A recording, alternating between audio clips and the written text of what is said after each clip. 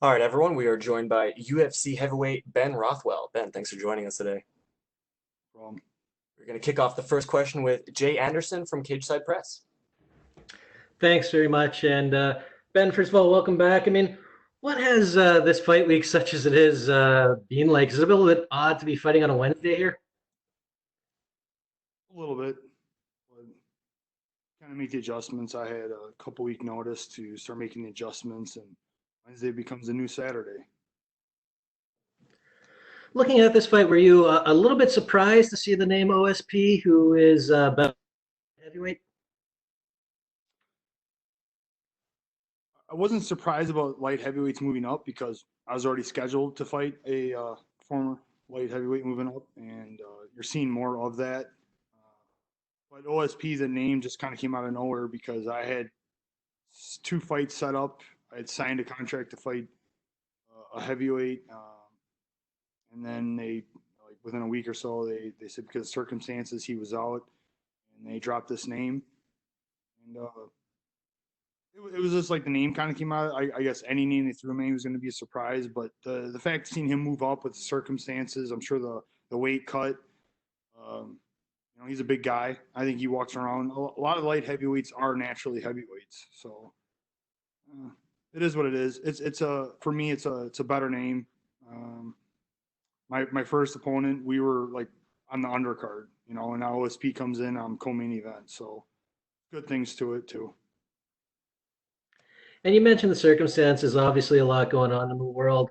I know in your case you had to at least temporarily close your gym. What's the toll been like on you personally? And then in terms of a fight camp, I mean, how has that gone? Have you been able to get done what you wanted to get done?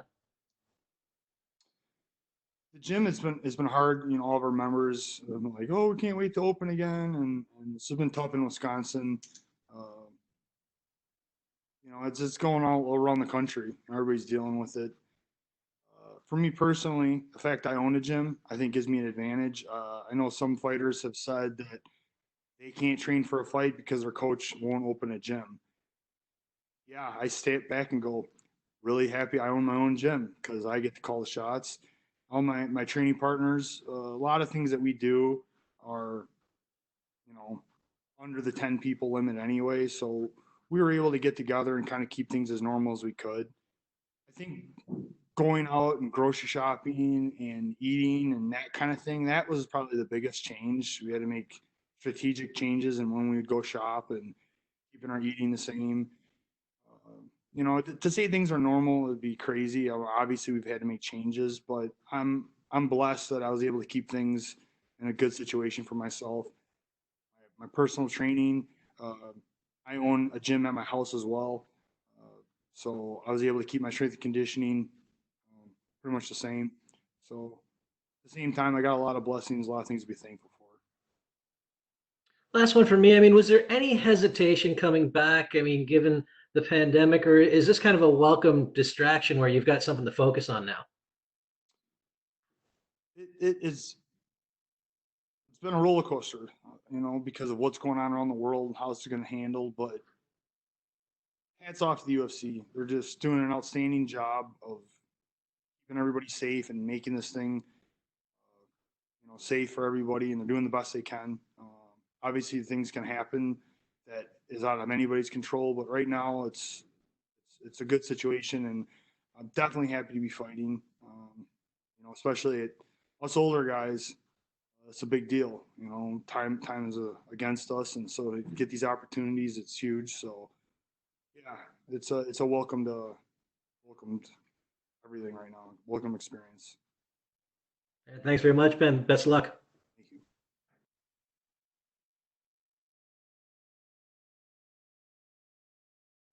And we'll have the next question from Damon Martin. Go ahead, Damon. Hey Ben, obviously throughout your career, you've had a lot of different wins, a lot of different ways, but obviously you've kind of made famous with your submission to go choke. I'm curious, going into a fight against OSP, what do you think of his Von Flu choke, or as we now call it, the Von Prue choke? Well, it's effective. If he locks it up, it's like a lot of submissions. If they're locked up, they're going to be in trouble. But I like to believe that there's a way out of everything. And be a welcome challenge. We'll see. You know, he's got to do a lot of work to get to there.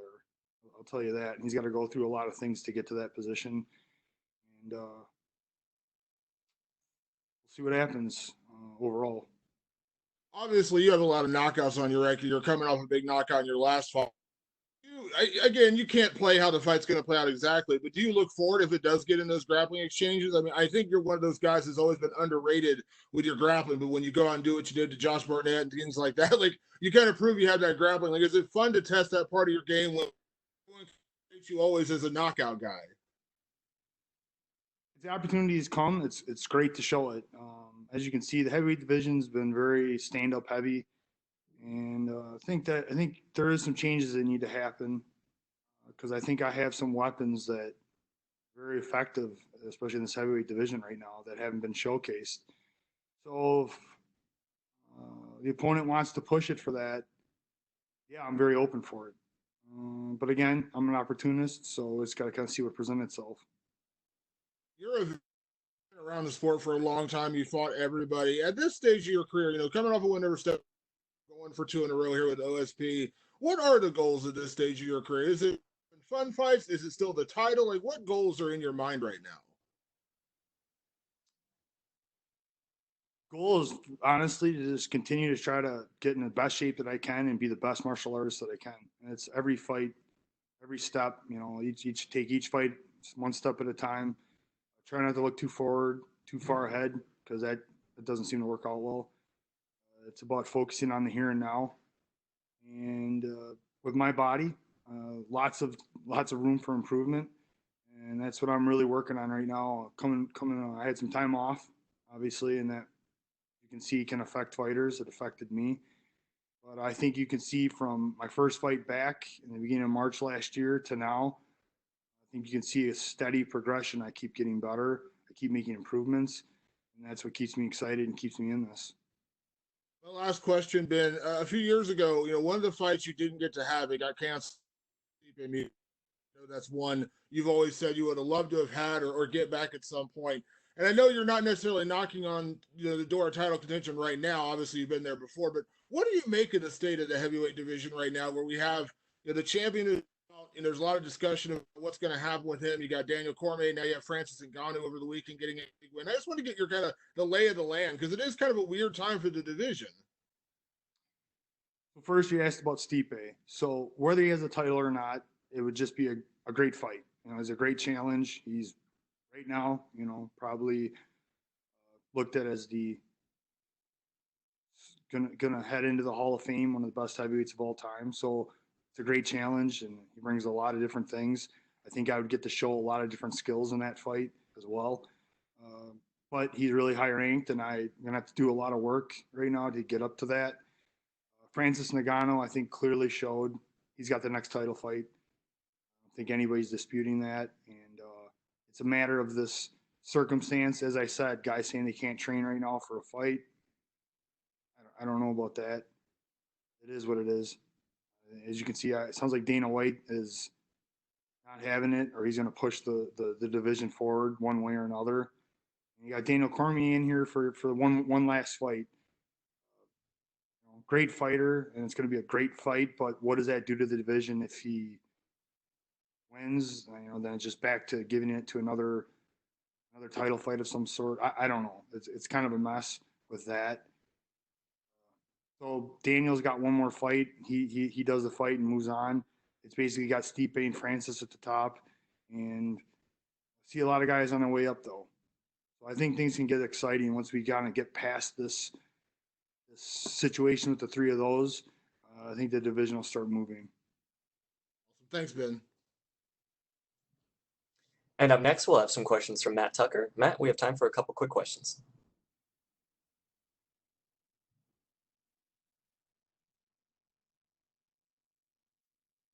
Matt Tucker, you are unmuted.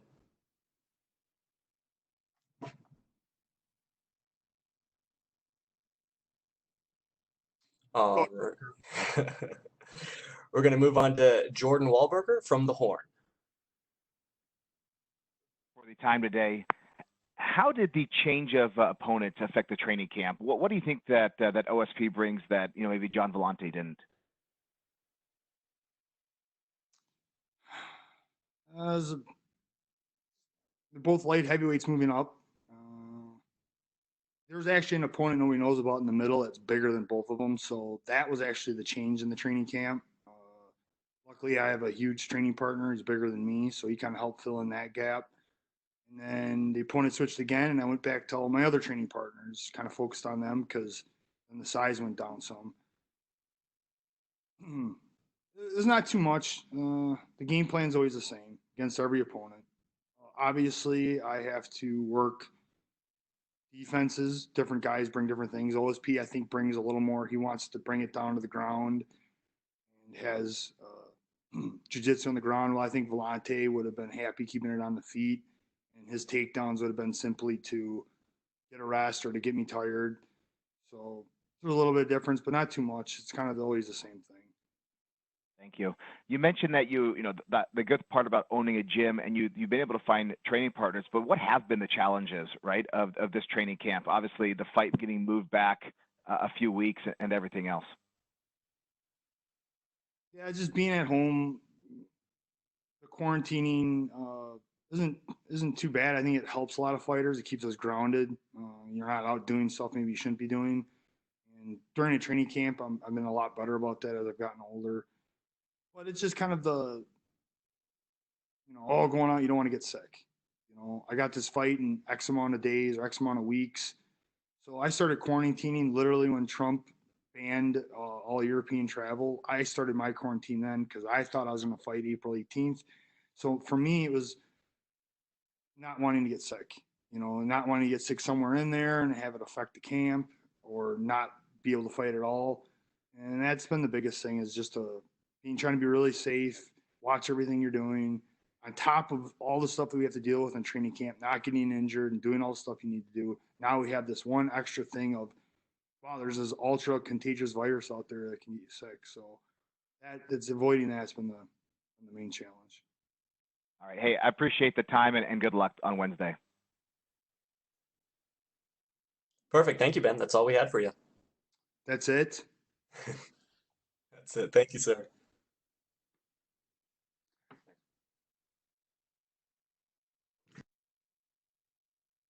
All right, guys, and up next we will be having Alexander Hernandez.